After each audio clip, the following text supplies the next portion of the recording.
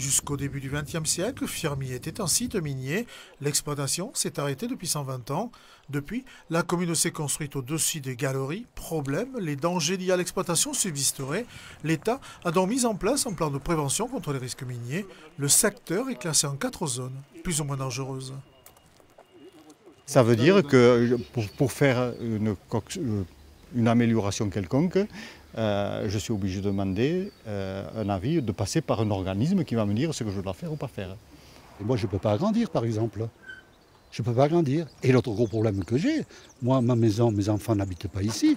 Le jour où ils vont la vendre, ce que j'ai mis, ils ne vont pas le récupérer. Loin de là, loin de là. Moi, je suis là en tant que retraité, mais il y a des gens qui habitent, qui remboursent dans le lotissement. Donc, ils remboursent une chose qu'ils ne sont pas sûrs de conserver. Pour les habitants et les élus, l'État ouvre le parapluie pour se prémunir contre certains problèmes. Des autorités qui, pendant des années, n'ont rien trouvé à redire. La mine a fermé en 1902. Depuis, il n'y a eu aucun désordre d'origine minière.